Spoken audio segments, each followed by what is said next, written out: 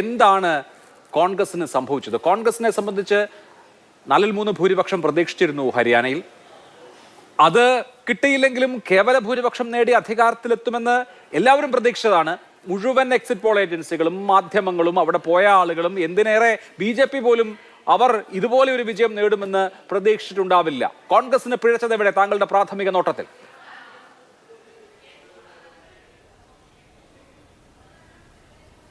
ഇല്ല, നിലവിൽ ഹരിയാന തെരഞ്ഞെടുപ്പിൽ ഒരിക്കലും പ്രതീക്ഷിക്കാത്ത ഫലമാണ് വന്നത് എന്ന കാര്യത്തിൽ തർക്കമില്ല. ഞങ്ങളെക്കാൾ കൂടുതൽ ഞങ്ങളുടെ എതിരാളികൾ എന്ന് പറയുന്ന BJP അവരെപ്പോലും അത്ഭുതപ്പെടുത്തിക്കൊണ്ടുള്ള ഒരു ഫലം തന്നെയാണ് അവിടെ വന്നത്. കോൺഗ്രസ് തെരഞ്ഞെടുപ്പിൽ പരാജയപ്പെടുന്നതോ ഏതെങ്കിലും രാഷ്ട്രീയ പാർട്ടികൾ ഓരോ തെരഞ്ഞെടുപ്പുകളിലും പരാജയപ്പെടുന്നതോ ഒന്നും പുതിയ സംഭവമല്ല. പക്ഷെ എന്നെ വല്ലാതെ അതിശയിപ്പിക്കുന്നത് ഇന്ത്യൻ പൊതുസമൂഹത്തിൻ്റെ മുന്നിൽ ഏറ്റവും ഉയർന്നു നിൽക്കുന്ന കർഷക സമൂഹം, അതിന് വലിയ റോളുള്ള സ്ഥലമാണ് ഹരിയാന. അതുപോലെ തന്നെ കായിക താരങ്ങൾ, സൈനികർ, അവിടെ നടന്നിട്ടുള്ള ഗവൺമെൻറ് ജനവിരുദ്ധ പ്രവർത്തനങ്ങൾ, ഈ എല്ലാ സാഹചര്യങ്ങളും വെച്ച് കോൺഗ്രസിനോട് ഇഷ്ടമില്ലാത്തവർ പോലും കോൺഗ്രസ് അവിടെ അധികാരത്തിൽ വരും എന്ന് പറയുകയും വിലയിരുത്തുകയും ചെയ്ത സന്ദർഭത്തിലാണ് ഇത്തരമൊരു വിധി എന്നത്. പാർട്ടി പരിശോധിക്കപ്പെടേണ്ടതാണ്, പാർട്ടി പരിശോധിക്കും. ആ കാര്യത്തിൽ എനിക്ക് തർക്കമില്ല. ഒരു തെരഞ്ഞെടുപ്പ് പരാജയം വരുമ്പോൾ ഇലക്ട്രോണിക് മിഷൻ്റെ അപാകതകൾ അല്ലെങ്കിൽ ഇലക്ഷൻ കമ്മീഷൻ്റെ അപാകതകൾ പലപ്പോഴും ഉയർന്നു വരാറുണ്ട്.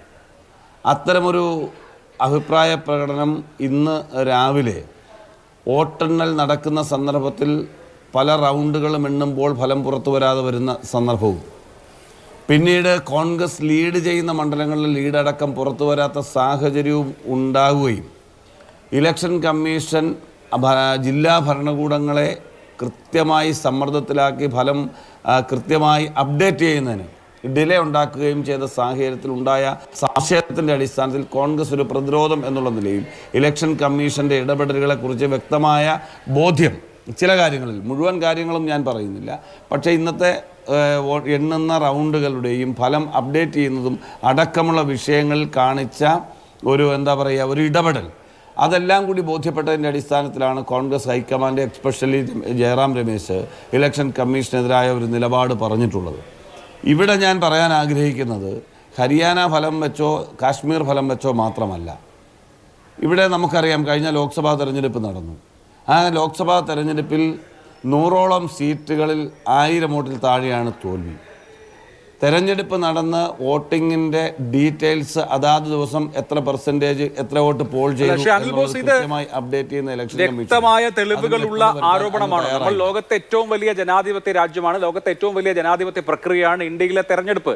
നമ്മളൊരു മത്സരം നോക്കുമ്പോൾ അമ്പയറെ കുറ്റം പറയുന്നത് പോലെ ഇലക്ഷൻ കമ്മീഷനെ കുറ്റം പറയുക എന്നുള്ളതിലുപരി കൃത്യമായി എവിഡൻസ് ഉണ്ടോ ഇക്കാര്യത്തിൽ? അങ്ങനെ തെളിവുകൾ ഉണ്ട് എങ്കിൽ അത് പൊതുസമൂഹത്തെ ബോധിപ്പിക്കാം. ഇവിടെ ഒരു ജുഡീഷ്യൽ സിസ്റ്റം ഉണ്ട്, ജുഡീഷ്യറിയെ സമീപിക്കാം, അങ്ങനെ പല മാർഗങ്ങളുണ്ട്. ഇവിടെ ഇപ്പോൾ കോൺഗ്രസ് എന്തുകൊണ്ട് തോറ്റു എന്ന് ശരിയായി ഇൻട്രോസ്പെക്ട് ചെയ്യുന്നതിന് പകരം ഇലക്ഷൻ കമ്മീഷന്റെ കുഴപ്പമാണ് എന്ന് പറഞ്ഞാൽ ആ ജോലി അവിടെ ഒഴിവായി കിട്ടും, നിങ്ങൾക്ക് എളുപ്പമാണ്. അതിനപ്പുറം എന്ത് കാര്യം? ഞാൻ അങ്ങനെ പറഞ്ഞില്ലല്ലോ അഭിലാഷേ. ഞാൻ പറഞ്ഞത് എന്താണ് പറഞ്ഞത്? വേണമെങ്കിൽ തെരഞ്ഞെടുപ്പ് കമ്മീഷനെ നമുക്ക് കുറ്റം പറയാം, അങ്ങനെ പറയേണ്ട ചില സന്ദർഭങ്ങൾ ഇന്ന് പകൽ ഉണ്ടായിട്ടുണ്ട്. ഇലക്ഷന് തോൽക്കുക എന്ന് പറയുന്ന ആദ്യത്തെ സംഭവമല്ല. ഒരു പാർട്ടികൾക്കും തോൽവി പുതിയ അനുഭവങ്ങളല്ല. എല്ലാ പാർട്ടികളും ഓരോ ഘട്ടങ്ങളിൽ തോൽക്കാറുണ്ട്. പക്ഷേ നമ്മൾ കാണേണ്ടത് തെരഞ്ഞെടുപ്പ് തോൽക്കുമ്പോൾ മാത്രം.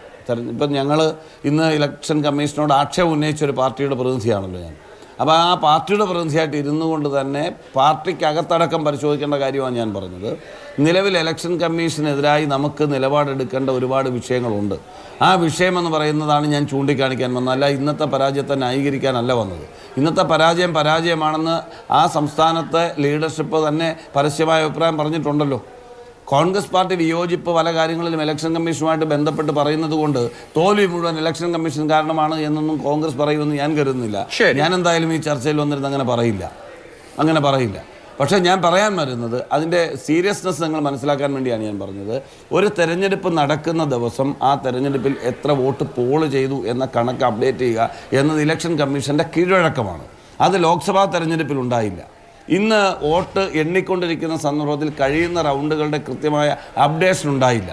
അത് ഭരണകൂടത്തിനോ വിവരം കൊടുക്കരുത് എന്ന കൃത്യമായ ബോധ്യത്തിൻ്റെ അടിസ്ഥാനത്തിൽ ഇലക്ഷൻ കമ്മീഷൻ്റെ ഇടപെടലുണ്ടായി എന്ന ബോധ്യമാണ് ഇപ്പോൾ ഈ സന്ദർഭത്തിൽ തെരഞ്ഞെടുപ്പ് പരാജയത്തെക്കാൾ ഉപരി ഈ വിഷയത്തിൽ ഇലക്ഷൻ കമ്മീഷനെ ഇപ്പോൾ വിമർശനം ഉന്നയിക്കുന്നതിൻ്റെ ഏറ്റവും പ്രധാനപ്പെട്ട കാരണം ഇന്നത്തെ ആ ഇടപെടലിനെയാണ് ചൂണ്ടിക്കാണിക്കുന്നത്.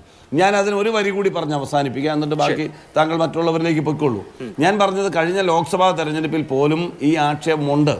നമുക്ക് 100 സീറ്റ് കിട്ടിയത് കൊണ്ടോ അല്ലെങ്കിൽ ഇപ്പോൾ 241 സീറ്റ് ഇന്ത്യയിലെ പ്രതിപക്ഷ കക്ഷികൾ കൊണ്ടുള്ളത് കൊണ്ടോ അവസാനിപ്പിക്കേണ്ടതല്ല ഇത്തരം കാര്യങ്ങൾ. സുപ്രീം കോടതിയിൽ നിയമ പോരാട്ടം നടക്കുന്നു എന്നതുകൊണ്ട് മാത്രം ഇലക്ഷൻ ചട്ട പരിഷ്കരണം ഉണ്ടാവില്ല, അത് ഡിലേ ആണ്. അപ്പോൾ സ്വാഭാവികമായിട്ടും ഇലക്ഷൻ സിസ്റ്റത്തെ സംബന്ധിച്ച് ഇലക്ഷൻ കമ്മീഷനെ സംബന്ധിച്ച് ആക്ഷേപമുണ്ടെങ്കിൽ അതൊരു കണ്ടിന്യൂസ് പ്രോസസ്സായി സ്റ്റിക്ക് ഓൺ ചെയ്ത് നിയമപരമായ പോരാട്ടവും ക്യാമ്പയിനും നമ്മൾ തുടരേണ്ടതുണ്ട്. ആ തുടരേണ്ടതുണ്ട് എന്ന കാര്യത്തിൽ എനിക്ക് തർക്കമില്ല. പിന്നെ അവിടെ തെരഞ്ഞെടുപ്പ് സാഹചര്യത്തിൽ ജാട്ട്, അവിടുത്തെ ദളിത്, ഞാൻ അടുത്ത റൗണ്ടിൽ സാമുദായിക സമവാക്യങ്ങൾ ഏത് തരത്തിലാണ് ബാധിച്ചത് എന്ന വിഷയത്തിലേക്ക് വരാം.